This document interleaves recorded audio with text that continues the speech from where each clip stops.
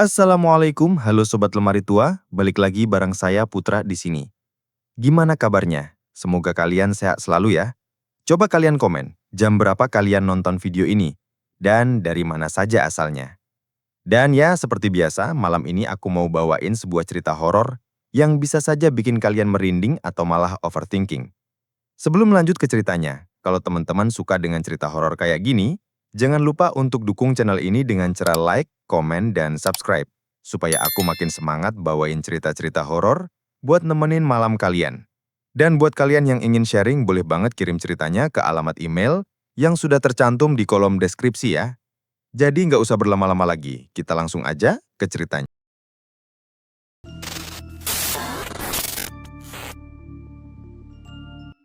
Di sebuah desa terpencil di Jawa, tinggal pasangan suami istri bernama Suryo dan Ratna.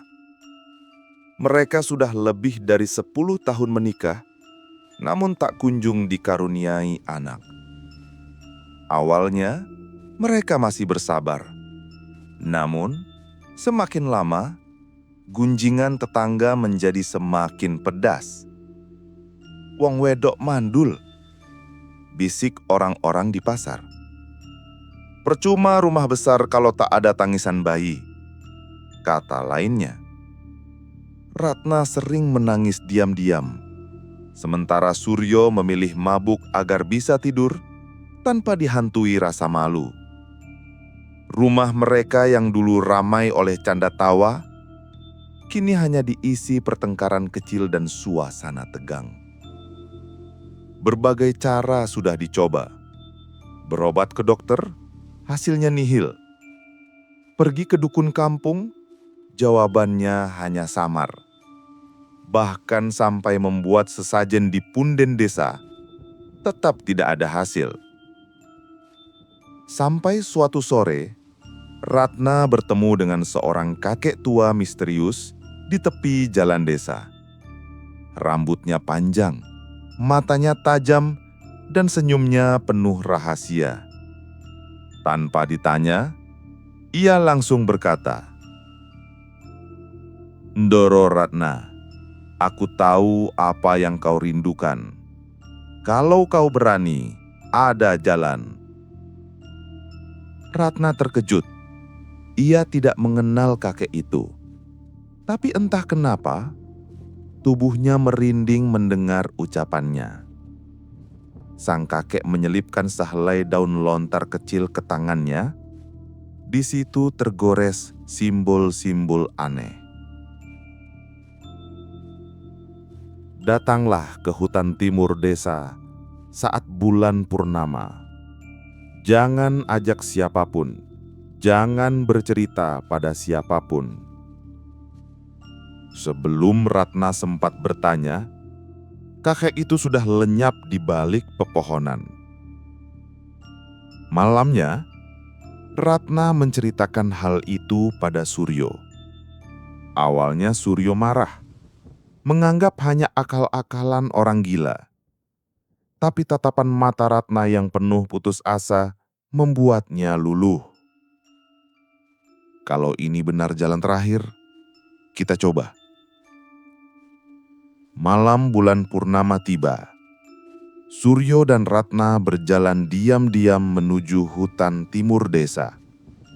Udara terasa lebih dingin.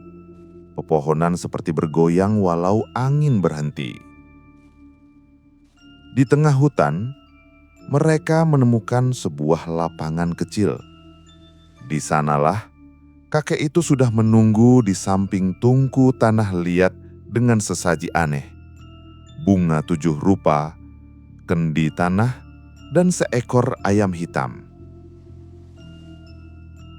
"Kalau kalian benar-benar ingin keturunan, malam ini kalian harus berani. Tapi ingat, apa yang datang tidak selalu sama seperti yang kalian bayangkan," ujar sang kakek dengan suara berat. Suryo menggenggam tangan Ratna. Mereka mengangguk. Kakek itu lalu menyalakan api dan mulai melantunkan mantra kuno. Suaranya bergetar, kadang berat, kadang lirih seperti bisikan dari banyak mulut sekaligus. Angin bertiup kencang. Ratna merasakan bumi di bawahnya bergetar. Api di tungku membesar padahal hanya diberi sedikit kayu. Suara ayam berkokok keras, lalu mendadak mati setelah kakek itu mengusap kepalanya. Ratna tiba-tiba merasakan panas di perutnya. Ia jatuh berlutut, tubuhnya gemetar, lalu pandangannya gelap. Ketika ia sadar, fajar sudah merekah. Tidak ada lagi tungku, tidak ada sesaji, tidak ada kakek tua. Seakan-akan semua hanyalah mimpi. Namun Ratna tahu ada sesuatu yang berbeda dalam tubuhnya. Ia merasa hangat di perut, seperti ada yang mulai tumbuh di dalam. Dan sejak hari itu, hidup mereka tidak pernah lagi sama. Beberapa minggu setelah malam di hutan itu, Ratna mulai merasakan perubahan. Awalnya hanya mual seperti orang hamil muda. Tapi yang membuatnya heran, perutnya membesar terlalu cepat. Baru 2 bulan, bentuk tubuhnya sudah seperti hamil 5 bulan. Tetangga-tetangga heran. Kok tiba-tiba Ratna hamil ya? Cepat sekali besarnya. Jangan-jangan ada apa-apa ini? Bisik-bisik kembali terdengar. Namun Ratna tak peduli. Ia justru merasa bahagia. Setiap hari ia mengelus perutnya dengan senyum. Suryo pun, meski ada rasa ganjil, tetap bersyukur. Namun, keganjilan mulai terlihat jelas ketika malam tiba. Kadang-kadang, dari dalam rumah mereka terdengar suara ketukan pelan di dinding. Suara itu muncul berulang kali, seperti bunyi jemari mengetuk. Ketika dicek, tak ada siapa-siapa. Bahkan, beberapa kali, suara tangisan bayi terdengar di dalam rumah, padahal Ratna masih hamil. Warga sekitar mulai resah. Ada yang bilang, suara itu hanya halusinasi. Ada juga yang percaya bahwa bayi dalam kandungan Ratna bukan bayi biasa. Malam kelahiran pun tiba. Langit mendadak gelap gulita, meski bulan purnama seharusnya bersinar terang. Hujan turun deras, disertai angin kencang. Pohon-pohon bergoyang. Suara petir menyambar silih berganti. Di dalam rumah, Ratna menjerit kesakitan. Suryo mondar-mandir, wajahnya panik. Bidan desa sudah dipanggil. Tapi anehnya, setiap kali ada orang mencoba masuk rumah itu, mereka merasa tubuhnya berat dan kaki seperti terkunci di tanah. Hingga akhirnya tak ada satupun yang berhasil masuk untuk membantu. Suryo hanya bisa menggenggam tangan Ratna. Suara tangisannya bercampur dengan gelegar petir di luar. Dan tepat saat tengah malam, lahirlah seorang bayi. Tangisannya begitu keras, nyaring, berbeda dari tangisan bayi pada umumnya. Suaranya melengking, bahkan ayam-ayam di kandang ikut berkokok ketakutan. Bayi itu lahir dengan tubuh normal, tapi matanya hitam legam. Tidak ada putih sama sekali. Kulitnya pucat kebiruan. Suryo sempat janggal melihatnya. Tapi Ratna yang sudah setengah pingsan hanya tersenyum sambil berkata lirih, Anak kita, Suryo. Ini anak kita." Mereka memberi nama bayi itu Raka. Sejak kelahiran Raka, kejadian-kejadian aneh mulai melanda desa. Awalnya kecil. Ayam-ayam warga tiba-tiba mati mendadak tanpa sebab. Lalu padi di sawah mengering padahal belum waktunya panen. Beberapa orang mengaku melihat sosok hitam berjalan di pematang sawah saat malam menuju arah rumah Suryo. Namun puncaknya terjadi sebulan setelah Raka lahir. Malam itu, suara tangisan bayi terdengar keras dari rumah Suryo, tapi yang aneh, warga yang tinggal jauh pun ikut mendengarnya. Bahkan ada yang bilang, suara itu seakan keluar dari sumur desa, dari pohon besar di pinggir jalan, bahkan dari dalam kamar mereka sendiri. Seorang warga nekat mencoba mendekati rumah itu, tapi baru saja melewati pagar bambu, tubuhnya jatuh kejang-kejang. Mulutnya berbusa, matanya melotot seakan ada sesuatu yang mencekik. Warga lain yang panik langsung menariknya pergi. Anehnya, begitu ia dibawa jauh dari rumah Suryo, kejangnya berhenti. Dan sejak saat itu, warga mulai yakin anak yang dilahirkan dari Rahim Ratna bukan anak biasa. Suryo dan Ratna awalnya menolak mendengar gunjingan. Mereka tetap merawat Raka dengan penuh kasih sayang.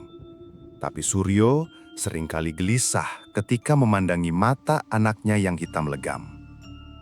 Tatapan bayi itu seolah tidak polos, melainkan tajam, seperti mata orang dewasa yang sedang mengawasi. Beberapa kali Suryo juga mendapati Raka tersenyum sendiri, seakan melihat sesuatu di sudut ruangan. Yang paling membuat Ratna merinding adalah kejadian suatu malam. Ia baru saja selesai menyusui, lalu menidurkan Raka. Tapi tiba-tiba ia mendengar suara tawa lirih dari jendela. Saat ia menoleh, tak ada siapa-siapa. Namun, Raka ikut tertawa kecil, seolah menirukan suara itu.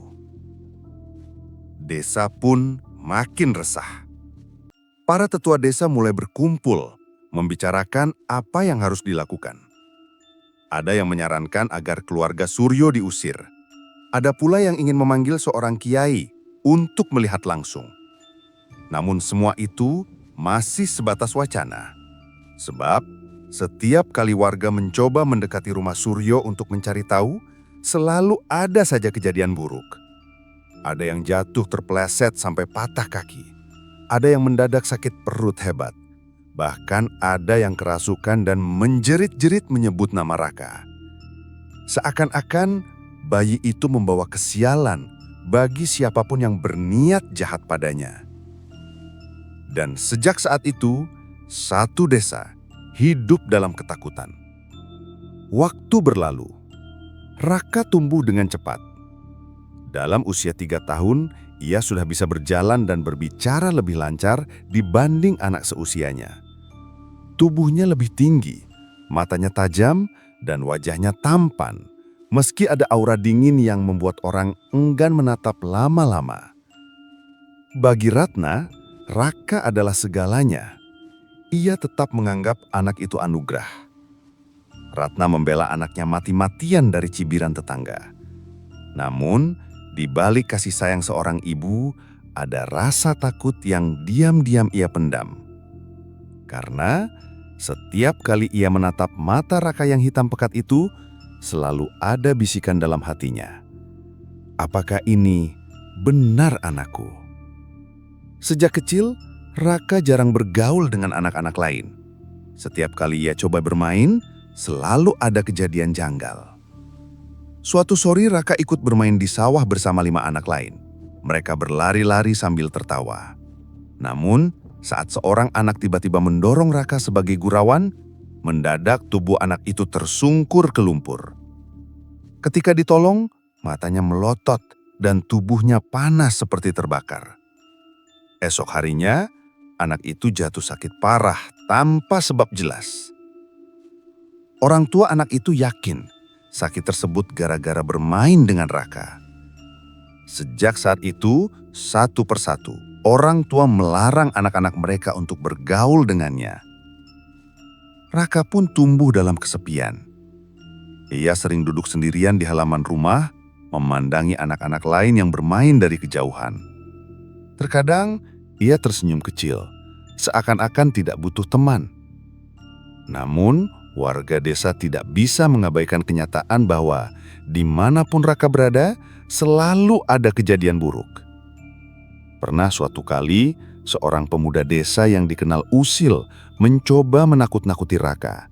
Ia bersembunyi di balik pohon, lalu melompat sambil berteriak. Alih-alih menangis ketakutan, Raka justru tersenyum lebar. Detik kemudian, pemuda itu terhuyung, kakinya tersangkut akar pohon. Anehnya, akar itu seperti melilit dengan sendirinya. Ia jatuh dan kakinya patah. Warga yang melihat kejadian itu langsung bergidik. Bagaimana mungkin seorang bocah kecil bisa membalas dengan cara yang tidak masuk akal? Semakin besar, Raka semakin dipandang sebagai biang kesialan. Ada warga yang kehilangan ternak, ada yang tiba-tiba sawahnya diserang hama, bahkan ada yang jatuh sakit keras setelah secara terang-terangan menghina Raka. Semua orang akhirnya diam-diam menghubungkan musibah itu dengan keberadaan bocah itu.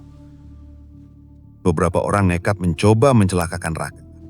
Ada yang sengaja mendorongnya ke sungai.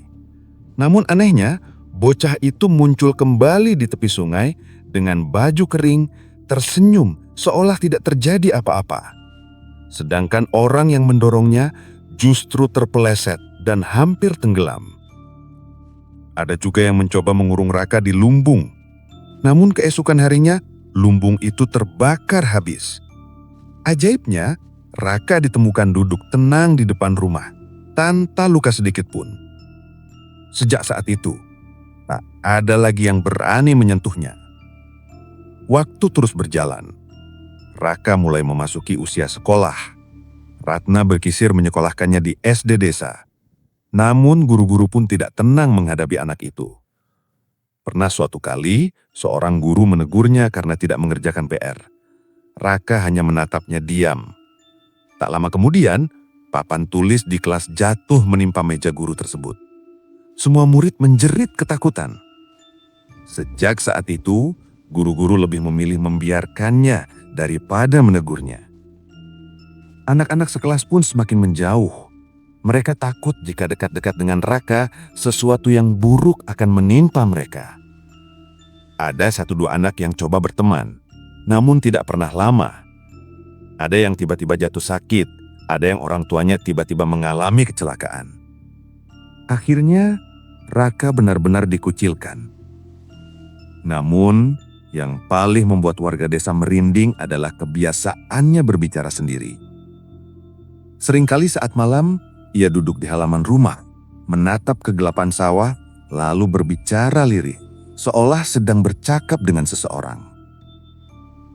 "Besok dia sakit lagi ya?" katanya sambil tertawa kecil.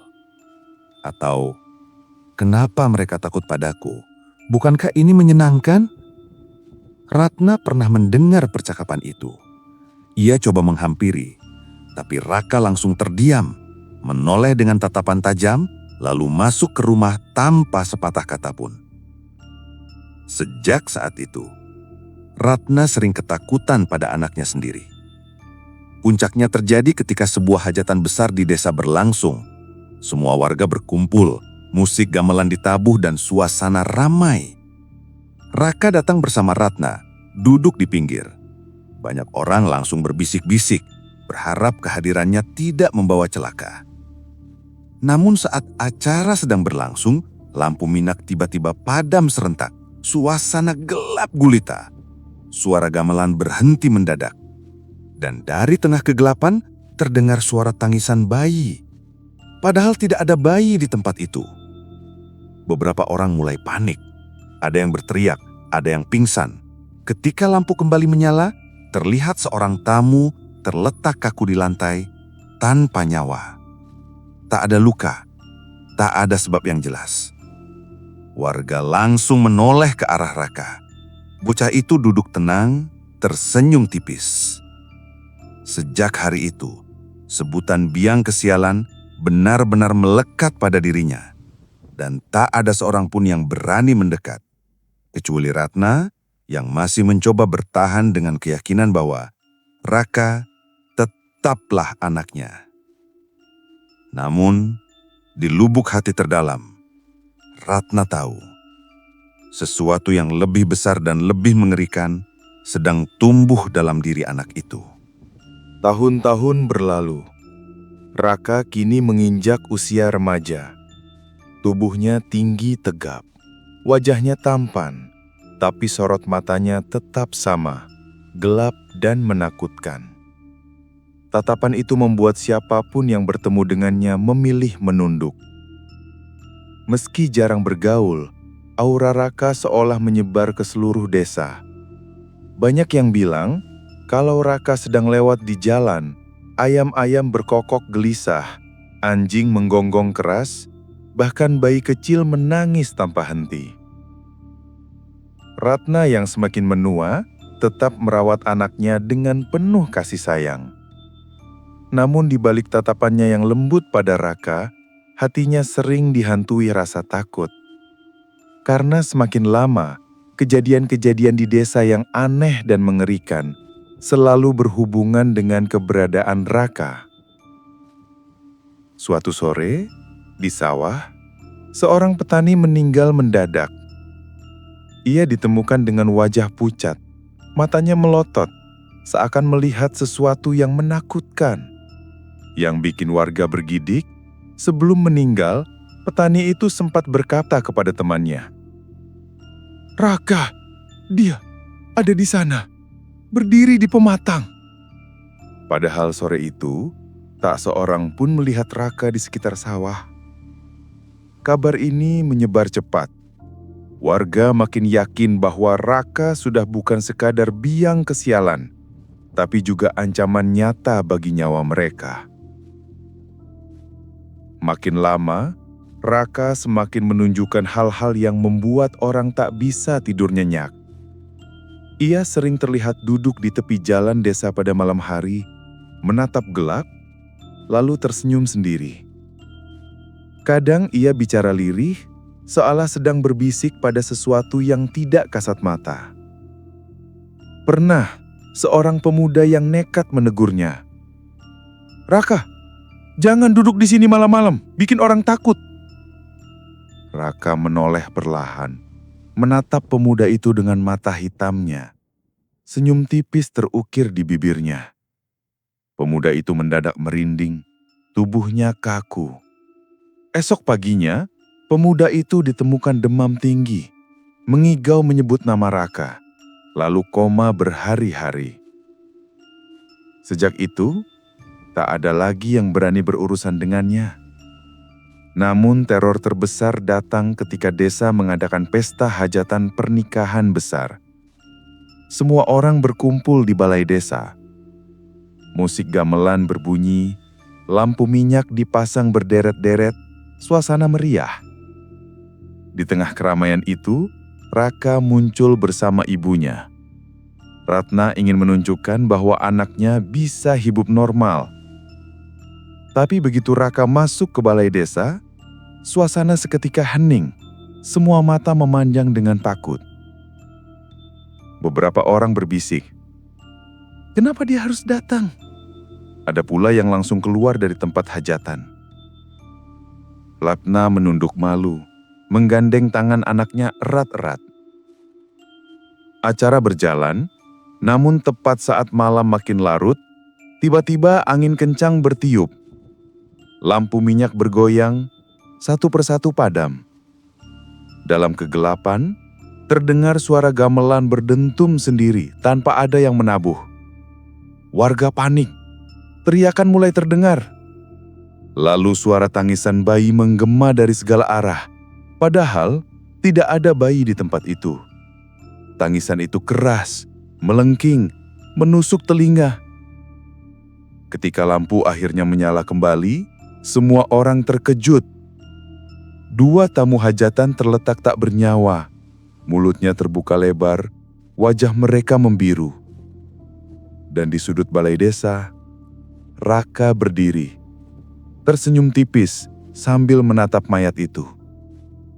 Histeria pecah, orang-orang berlarian keluar berteriak, menyalahkan keluarga Suryo dan Ratna. Sejak malam itu, seluruh desa sepakat, Raka adalah sumber teror yang harus disingkirkan. Suryo, ayah Raka, berusaha membela anaknya. "Dia tetap darah dagingku. Kalian jangan ganggu anakku," teriaknya saat warga mencoba mengusir. Namun keesokan harinya, Suryo ditemukan meninggal di kandang sapi. Tubuhnya kaku, wajahnya penuh ketakutan, matanya melotot. Anehnya, tak ada tanda kekerasan. Ratna hancur. Ia kehilangan suaminya dan kini hanya tinggal berdua dengan Raka. Tapi di lubuk hatinya, ia mulai sadar apa yang menimpa Suryo mungkin ada hubungannya dengan anak yang ia cintai itu. Hari-hari berikutnya kejadian aneh makin sering terjadi. Sawah warga gagal panen, ikan di kolam mati semua.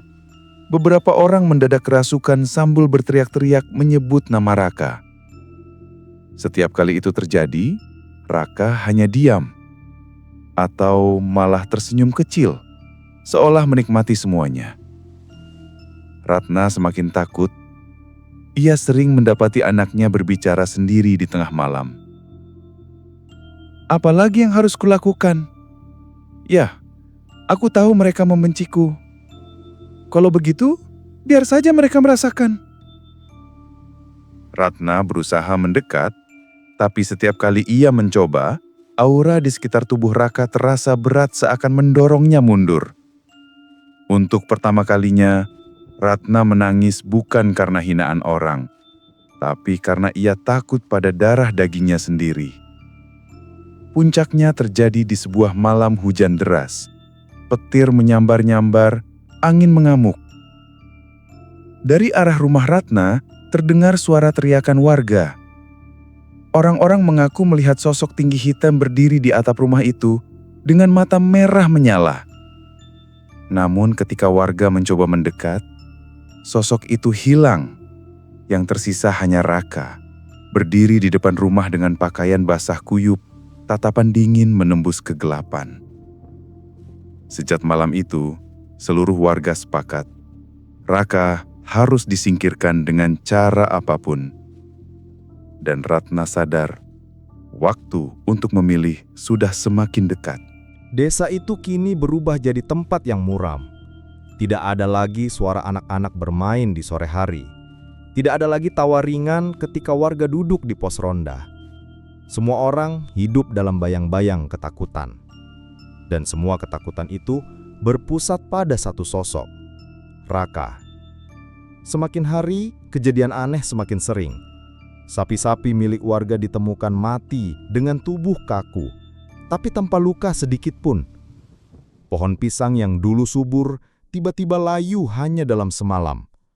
Bahkan, ada keluarga yang mendengar suara ketukan di pintu rumah mereka pada tengah malam, lalu mendapati pintu sudah penuh dengan jejak tangan hitam seperti arang.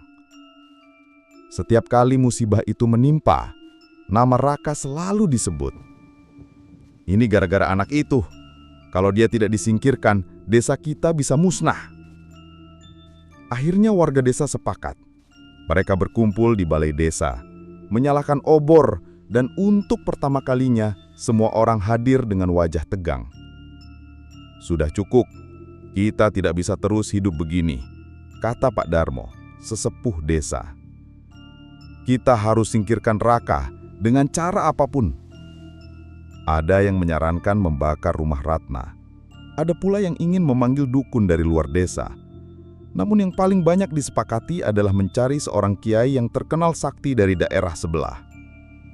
Beberapa hari kemudian, datanglah seorang kiai bernama Kiai Maksum. Sosok tua dengan sorot mata teduh namun tajam. Warga menyambutnya dengan penuh harapan. Kiai Maksum mendengarkan semua cerita tentang Raka. Ia mengangguk pelan, lalu berkata dengan suara berat, "Anak itu bukan anak biasa. Ada perjanjian gaib yang menempel pada dirinya. Selama perjanjian itu belum terputus, kalian takkan bisa menyentuhnya." Warga gemetar mendengarnya. Ratna yang hadir di sana hanya bisa menangis, menunduk dalam. Malam itu, Kiai Maksum memutuskan tinggal di rumah Ratna. Ia ingin melihat sendiri bagaimana keadaan Raka. Saat malam larut, hujan turun deras. Raka duduk di ruang depan, menatap keluar jendela. Sesekali petir menyambar dan wajahnya terlihat jelas. Pucat, dingin, dengan mata hitam pekat. Kiai Maksum mendekatinya. "Raka," panggilnya pelan. Raka menoleh tersenyum tipis. "Kau datang juga," katanya lirih. "Aku sudah menunggumu." Ucapan itu membuat semua orang di ruangan itu bergidik.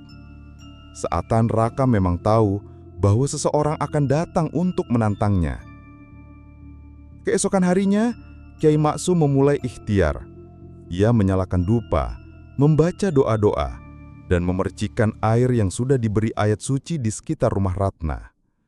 Namun begitu doa-doa itu menggema, suasana berubah mencekam. Angin bertiup kencang, genting rumah berjatuhan, dan suara jeritan terdengar dari dalam kamar Raka. Ketika pintu dibuka, Raka tampak bergoling di lantai, tubuhnya kejang-kejang. Dari mulutnya keluar suara yang bukan suara manusia. Suara itu dalam, berat, dan menyeramkan. "Kalian tidak akan bisa mengambilnya. Dia milikku, milik kami." Ratna jatuh tersungkur, menangis ketakutan. Ia sadar yang bicara melalui tubuh anaknya bukan lagi Raka. Malam demi malam, Kiai Maksum berusaha melawan. Ia membaca doa, warga ikut membantu dengan zikir bersama. Namun setiap kali mereka mencoba, gangguan semakin mengerikan. Lampu padam sendiri, suara-suara aneh menggema di atap rumah. Bahkan ada warga yang tiba-tiba kerasukan, matanya melotot sambil berteriak, "Raka tidak boleh pergi, dia penerus kami." Situasi itu membuat banyak orang hampir menyerah, tapi Kiai Maksum tetap teguh. "Kalau kita biarkan, bukan hanya desa ini, tempat lain pun bisa mendapat musibah." Hingga tibalah malam terakhir. Kiai Maksum mengajak semua warga berkumpul di lapangan desa. Di tengah lingkaran obor, Raka di bawah, diikat dengan tali kain putih yang sudah dibacakan doa. Ratna hanya bisa menangis melihat anaknya. "Bu, kenapa mereka lakukan ini padaku?" kata Raka dengan suara parau. Ratna hampir melepaskannya, tapi Kiai Maksum menahan. "Bu Ratna, kalau ibu masih sayang desa ini, biarkan saya selesaikan." Doa-doa kembali dibacakan. Suara angin meraung, petir menyambar-nyambar. Tubuh Raka bergetar keras, lalu ia berteriak dengan suara menggelegar. "Kalian semua akan menyesal. Aku akan kembali. Aku akan menjemput kalian satu persatu." Lalu jeritanya melengking panjang. Obor padam bersamaan. Ketika cahaya kembali, Raka sudah tak bergerak. Tubuhnya terkulai, wajahnya pucat seperti orang tidur. Ratna berlari memeluk anaknya, menangis histeris, tapi Kiai Maksum menatapnya dengan sorot prihatin. Anak ini memang lahir dari darah manusia, tapi ada janji gaib yang tak pernah bisa dilepaskan. Setidaknya, sekarang dia tidak akan mengganggu lagi. Sejak malam itu, desa menjadi lebih tenang. Tidak ada lagi kematian mendadak, tidak ada lagi kejadian aneh. Namun bayangan tentang Raka tidak pernah benar-benar hilang dari ingatan warga. Setiap kali ada angin kencang bertiup di malam gelap, orang-orang masih bergidik, takut kalau suara bisikan Raka kembali. Dan Ratna, ia hidup sendirian sampai akhir hayatnya. Setiap malam ia duduk di depan rumah, menatap gelap sambil berbisik, "Maafkan ibu, nak." Cerita berakhir dengan satu misteri yang menggantung. Apakah Raka benar-benar sudah hilang? Atau hanya menunggu waktu untuk kembali? Gimana Sobat Lemari Tua? Coba kalian komen di bawah, apakah cerita ini cukup membuat kalian terhibur atau takut? Dan sekian cerita untuk kali ini, semoga kalian terhibur dan mendapatkan sisi positif dari setiap cerita yang aku bawakan. Sampai jumpa di cerita lainnya, bersama saya Putra. Wassalamualaikum warahmatullahi wabarakatuh.